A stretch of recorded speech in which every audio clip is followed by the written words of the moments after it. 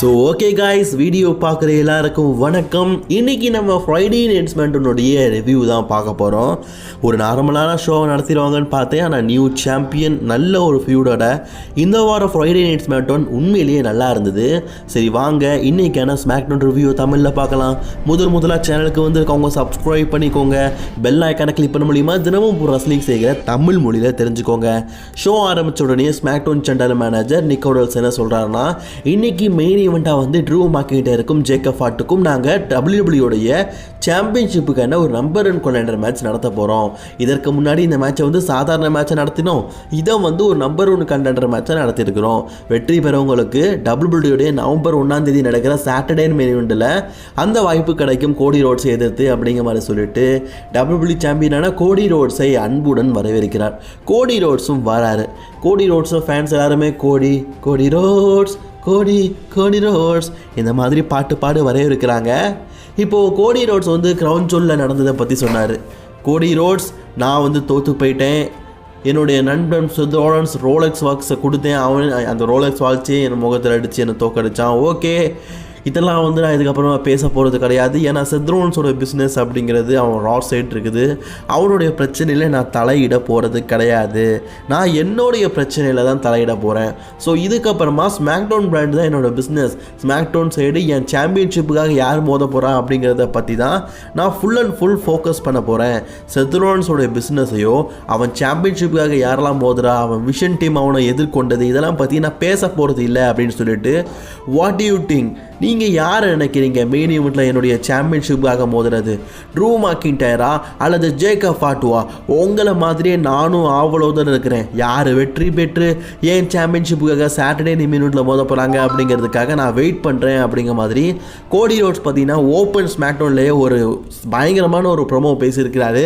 So main ஈவெண்ட்டில் தெரியும் இவரோட அடுத்த சேலஞ்சர் யாருன்னு. ரே ஃபினிக்ஸ் அவர் பாட்டுக்கு பார்த்தீங்கன்னா ஃபோட்டோ எடுத்துகிட்டு இருக்காங்க.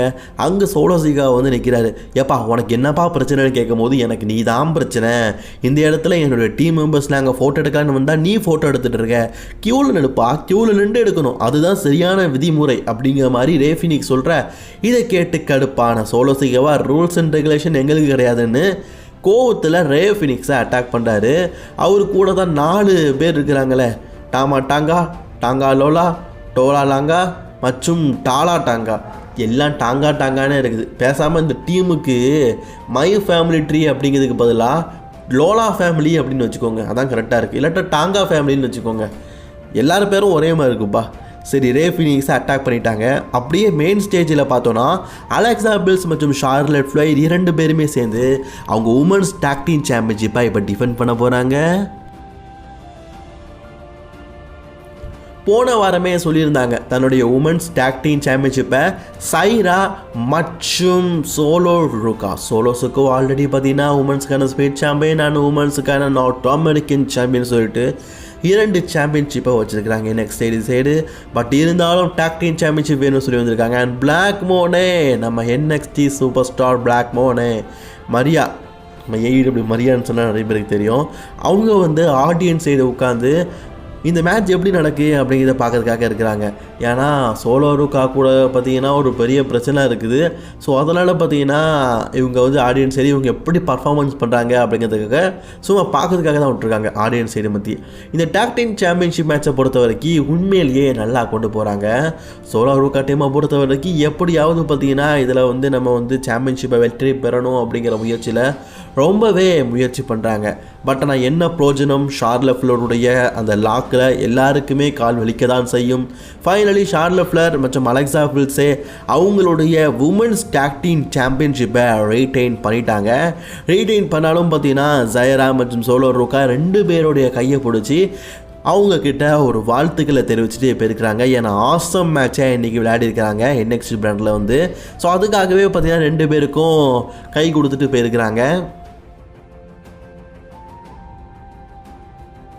பேக் ஸ்டேஜில் நம்ம கோடி ரோட்ஸ் பார்த்தீங்கன்னா அப்படியே நடந்துட்டு போயிட்டு இருக்கும் போது ராமி அப்படின்னு சொல்லிட்டு நம்ம ஜேக்கப் ஃபாட்டு வழி மறிக்கிறாரு கோடி ரோட்ஸை பார்த்து.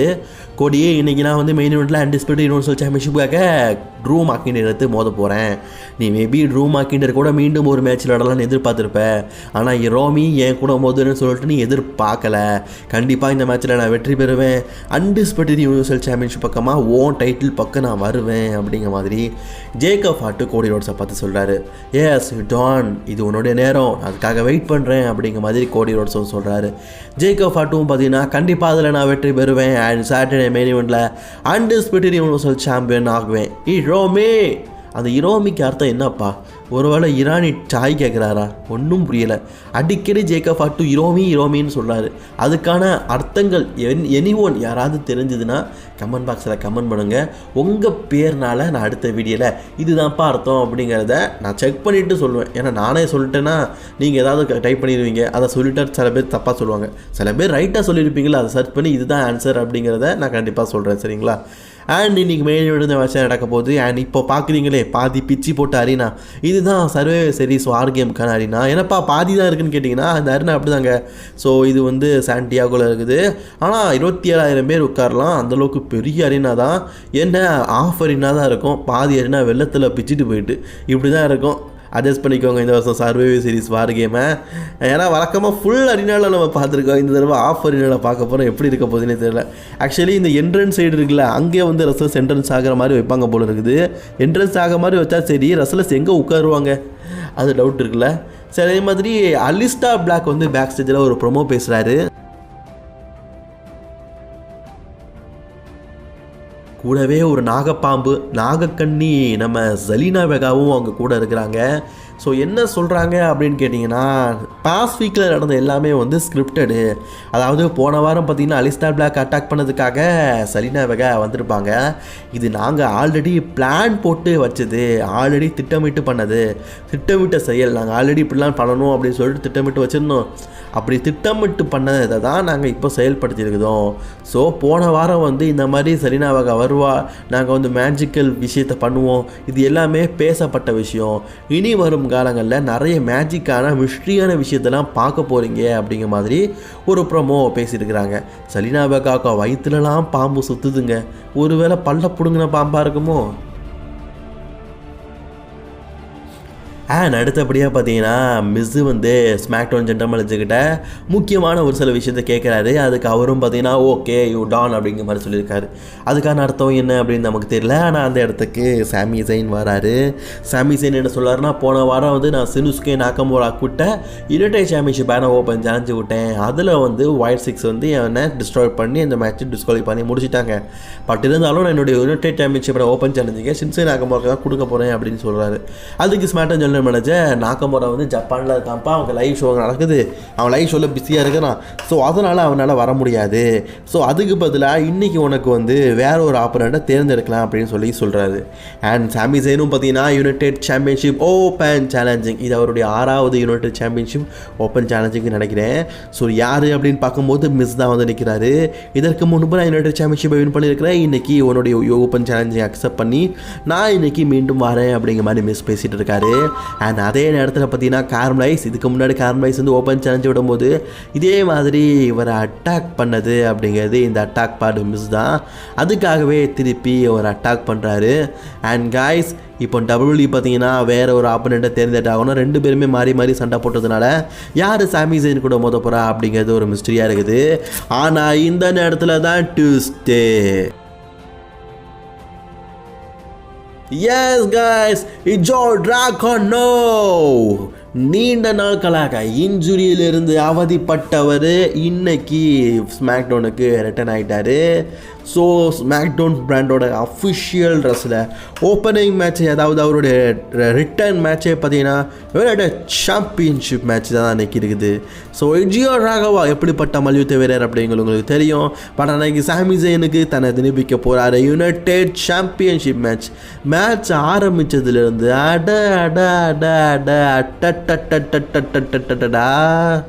என்ன மாதிரி மேட்சுங்க, என்ன மாதிரி பர்ஃபார்மன்ஸுங்க, எந்த மாதிரி செயல் திறனுங்க. ஒத்த நிமிஷத்தில் தான் நானும் இந்த மேட்ச்சில் சொக்கி கலங்கிட்டேன். அந்த அளவுக்கு உண்மையிலேயே மேட்ச் சூப்பராக இருந்தது. அண்ட் மேட்சை பொறுத்த வரைக்கும் சாமிசேன் ஒரு கட்டத்தில் வெற்றி பெற நேரத்தில் நம்ம சோலோ சிக்காவாக இருக்கார்ல, அவர் சாமிசேனை பார்த்து ஒத்த விரலை காட்டிட்டு போயிட்டார். ஒரு விரல் புரட்சியாக இருக்குமோ, இதை பார்த்து சாமிசேன் டிஸ்ட்ராய் ஆகிட்டார். இதன் வாய்ப்பை பயன்படுத்திக்கிட்ட ஜியோ டிராகனோ அவருடைய ஃபினிஷரை சாமிசேனுக்கு போட்டார். சரி, பெரிய மாற்றங்கள் எதுவுமே ஏற்படப்படலை அப்படின்னு நினச்சோன்னா 1 2 3 what yes guys 3 அனுப்பிட்டாரு 3 wow brand new united champion Jio டிராகனோ. இதை நான் கண்டிப்பாக எதிர்பார்க்கல. டபிள்யூபிள்யூக்கு வந்த உடனே சாம்பியன்ஷிப்பை வெல்லுவார்னு. இது ஒரு ஹை புஷ் டைம். ஜியோ டிராகனோ now யுனைடெட் சாம்பியன். பட் ஆனால் சாமிசனுடைய ஓப்பன் சேலஞ்சிங் டைம் முடிஞ்சிருச்சே. வீக்லி தலைமை யுனைடெட் சாம்பியன் ஓப்பன் சேலஞ்சிங் விடுவானா, அது முடிஞ்சிருச்சே அப்படிங்கிற வார்த்தை இருந்தாலும் ஜியோ டிராகனோ இஸ் now யுனைடெட் சாம்பியன். அப்படியே பார்த்தீங்கன்னா ஜியோ டிராகனோ சாமிசனை பார்க்கும்போது அந்த இடத்துக்கு ஒயட் 6 வந்துட்டாங்க. ஒயட் 6 வான் பண்ணுறது டைட்டிலா இல்லட்டா வேறு என்னத்துன்னு தெரிலங்க. ஏன்னா மேட்ச் முடிஞ்சதுக்கப்புறம் வந்திருக்காங்க. ஸோ 2 பேரும் சேர்ந்து ஜியோ டிராகனாவும் அட்டாக் பண்ணுறாங்க, சாமிசேனையும் அட்டாக் பண்ணுறாங்க. அந்த இடத்துல ரே ஃபினிக்ஸ் இருக்கார்ல, அவர் வந்து காப்பாற்றுறதுக்காக வராரு. அப்போது சோலோஸுக்கு என்ன சொல்கிறாருன்னா, இந்த ஸ்மாக்டவுன் வந்து எங்கள் பிராண்டு எங்கள் பக்கச்சுக்கிட்ட யாரும் நல்லா இருக்க முடியாது. அண்ட் எங்கள் டீமுக்கு தேவை டாக் டீம் டைட்டில், அண்ட் எங்கள் டீமுக்கு தேவை and more then title. So இவங்க டீமுக்கு டைட்டில் தேவையா அப்படின்னா சாமிசேன் கூட ஓப்பன் சேலஞ்சில் சோலோஸுக்காகவே அக்செப்ட் பண்ணி மோதிருக்கலாம். அதை தவிர்த்து எதுக்காக ஜியோ டிராகனாவை மோத வச்சாருன்னு தெரியல. ஸோ ஓகே, நாங்கள் இதுக்கப்புறமா டைட்டில் நோக்கி தான் போக போகிறோம் அப்படின்னு சொல்லிட்டு சோலோஸுக்காக போகும்போது அந்த நேரத்தில் லைட்டெல்லாம் மின்னு ஆஃப் ஆகுது. எஸ், யார் வந்திருப்பா அப்படிங்கிறத நீங்கள் கவனிச்சுப்பீங்கன்னு நினைக்கிறேன். எஸ், ஒயட் 6 வராங்க.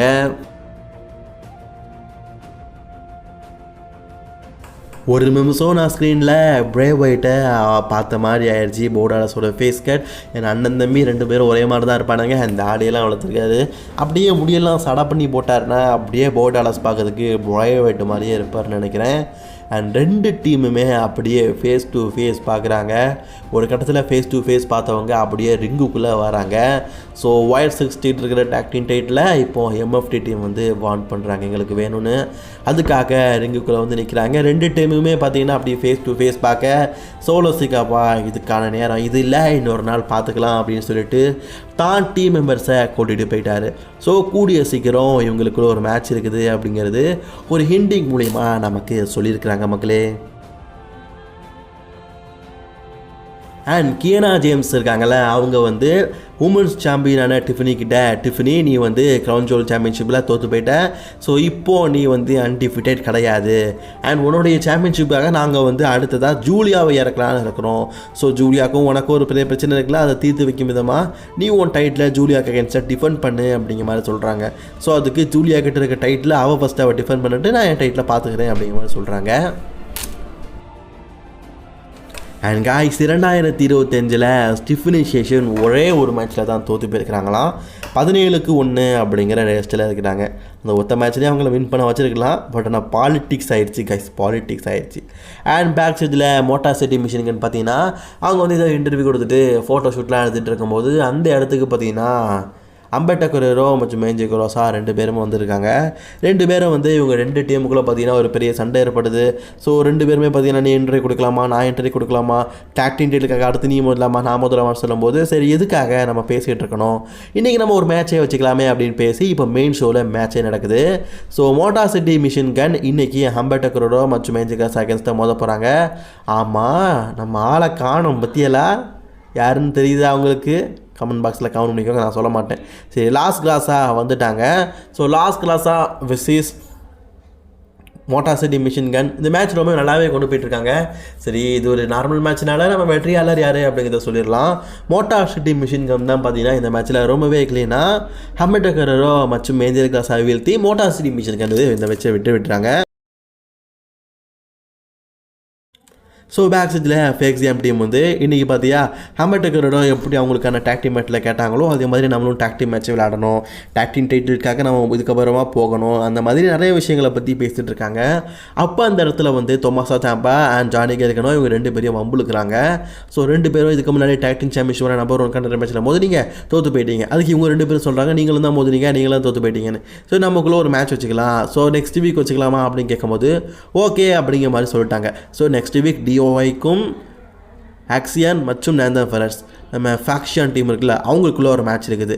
அண்ட் நம்ம மெயின் ஈவென்ட் டைமுக்கு வந்துட்டோம். ஜேக்கா ஃபாட்டோடைய தீம் மியூசிக் ஒலிக்குது.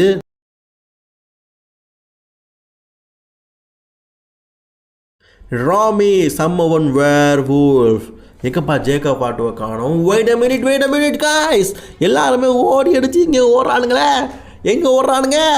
ஆத்தாடி ஆத்தா, பெரிய பெரிய ஸ்ட்ரெச்சரு, பெரிய பெரிய டேபிள்லாம் பார்த்தீங்கன்னா ஜேக்கா ஃபாட்டுடைய மேலேயே உளுந்து கிடக்குது. ஸோ செக்யூரிட்டி கார்ட்ஸ் எல்லாருமே விளக்குறாங்க, என்னப்பா இது பல்லெல்லாம் செதுறி கிடக்குது, ஜேக்கா ஃபாட்டுவில் பல்லெல்லாம் செதுறி கிடக்குதுங்க. யாருக்கு இந்த அளவுக்கு மூர்க்கத்தனமாக அட்டாக் பண்ணா? 1 2 3 4 பல்லு ஜேக்கா ஃபாட்டுடைய தங்கப்பல்லு 4 பல்ல பேத்து விட்டுருக்காருங்க நம்ம ட்ரூ ஐயா. ட்ரூ ஐயா என்னையா பேத்து விட்டுருக்க? ஆல்ரெடி நம்ம சொன்னது தான் ஜேக்கா ஃபாட்டுக்கு இன்ஜுரி இருக்குது, அதனால் அவர் ரெஸ்ட் எடுக்க போகிறான்னு. அதுக்கான ஸ்டோரியை ஆரம்பிச்சுட்டானுங்க. நேற்று இதை நம்ம சேனலில் போட்டிருந்தோம், அதுக்கு தான் அதனால தான் இன்ஜுரி மாதிரி ஃபேக்காக WWE க்ரியேட் பண்ணுறாங்க போல இருக்குது. ஸோ இப்போது ஜேக்கா ஃபாட்டுவால் சண்டை போட முடியாது அப்படிங்கிறது நமக்கு நல்லாவே தெரிஞ்சிருச்சு. ஜேக்கா ஃபாட்டுக்கு கண்டிப்பாக மெடிக்கல் ரெஸ்ட்டு தேவை. ஸோ இப்போது ட்ரூ மேக்கின்டையர் கூட யார் மோத போகிறா? அது ஒரு பெரிய கேள்விக்குறியாக இருக்குல்ல.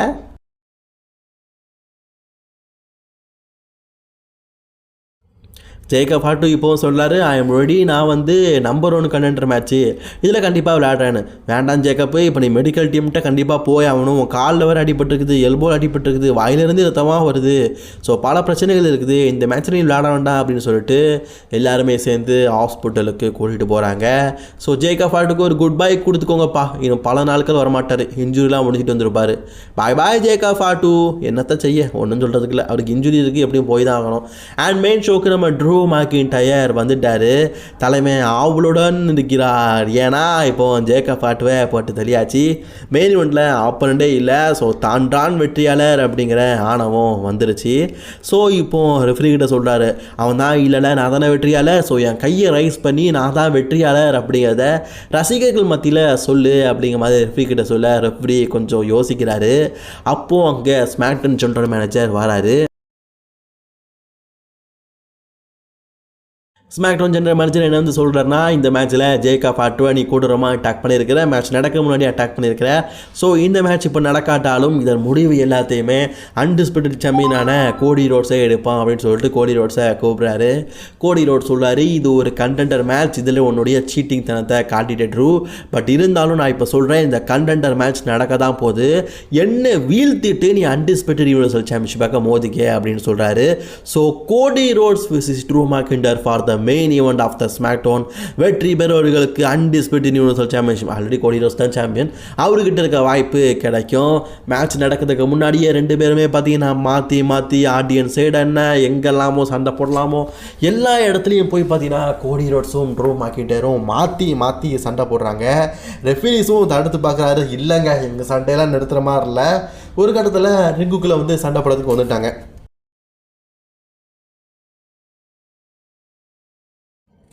இவங்க ரிங்குக்குள்ளே வந்து சண்டை போடும்போது தான் ரெஃப்ரியே பெல் அடிக்கிறாரு. அப்போ தான் எனக்கு தெரியுது, ஓஹோ இப்போ தான் மேட்சே ஆரம்பிக்குதா அப்படின்னு. ஸோ 2 பேருமே நல்லா தான் சண்டை போடுறாங்க. ட்ரூ மேக்கின்டையர் வழக்கம் போல் பார்த்தீங்கன்னா சீட்டிங் எல்லாம் பண்ணிகிட்டு இருக்காரு. ஒரு கட்டத்தில் பார்த்தீங்கன்னா இந்த ஆடியன்ஸ் சைடு இருக்குல்ல, ஆடியன்ஸ் சைடு போய் Drew McIntyre Cody Rhodes attack பண்ணும்போது கோடி ரோட்ஸ் அவருடைய அன்டிஸ்பியூட்டட் டைட்டில் எடுத்து ட்ரூ மேக்கின்டையருடைய முகத்திலேயே அடிச்சிட்டாரு. Yes, disqualify. நீங்கள் சின்ன வயசில் இந்த 2K கேம் விளையாடிருக்கீங்களா? அப்போது ஏதாவது வெப்பன் எடுத்து அடிக்கும் போது சத்தமாக ஒரு வாய்ஸ் வரும், டிஸ்குவாலிஃபை டிங் டிங் டிங் அப்படி அடிச்சு. அதே மாதிரி இதில் டிங் டிங் டிங் வெளில அடிச்சிட்டாங்க. ஸோ இந்த மேட்ச் டிஸ்குவாலிஃபைல முடிஞ்சிருச்சு. பட் இருந்தாலும் கோடி ரோட்ஸ் தன்னை அட்டாக் பண்ண, இதுக்கு முன்னாடி அட்டாக் பண்ண ஒரு தானே ட்ரூ மேக்கின்டையர், அவரை டேபிளில் போட்டு அடிக்கலான்னு ட்ரை பண்ணும்போது ரெஃப்ரி செக்யூரிட்டி கார்டு எல்லாருமே சேர்ந்து தடுத்து நிறுத்துகிறாங்க. 2 பேரையும் ஒவ்வொரு முள்ளில் கூட்டு போட்டாங்க. பட் இருந்தாலும் கோடி ரோட்ஸ் ஒரு ஹை ரிஃப்ளே ஜம்ப் மேலேருந்து டாப் ரோப்லேருந்து கோடி ரோட்ஸ் மேலேயே பார்த்தீங்கன்னா ஜம்ப் பண்ணுறாங்க. கோடி ரோட்ஸ் வந்து ட்ரூ மேக்கினர் மேலே ஜம்ப் பண்ணிட்டாரு. ஸோ கோடி ரோட்ஸ் கெத்து காட்டிட்டார். இப்போ அஃபிஷியலி பார்த்தீங்கன்னா ட்ரூ மேக்கினர் நம்பர் 1 கண்டென்ட் ஆகிட்டார். அதான் வெற்றி பெறலையாப்பா அப்படின்னு கேட்டிங்கன்னா டிஸ்குவாலிஃபைல வின் பண்ணிட்டார்ல, கோடி ரோட்ஸ் தான் வெப்பன் எடுத்து அட்டாக் பண்ணிட்டார்ல. ஸோ அப்படி இப்படின்னு பார்த்தாலும் இந்த மேட்டோடைய வெற்றியாளர் அப்படிங்கிறது ட்ரூ மேக்கினர் தான். ஸோ ட்ரூ மேக்கினருக்கும் கோடி ரோட்ஸ்க்கும் அஃபிஷியலி மேட்ச் கன்ஃபார்ம் ஆயிடுச்சு. இப்படி ஒரு எண்டிங்கோட இன்றைக்கி ஸ்மாட்டர் முடிச்சுக்காங்க. ஸ்மாட்டர் உங்களுக்கு எப்படி இருந்தது, பிடிச்சிருந்தா இல்லையா அப்படின்னு மறக்காம கமெண்ட் பாக்ஸில் கமெண்ட் பண்ணுங்க. அண்ட் மோர் வீடியோஸ் பார்க்குறது சேனலை சப்ஸ்கிரைப் பண்ணிக்கோங்க.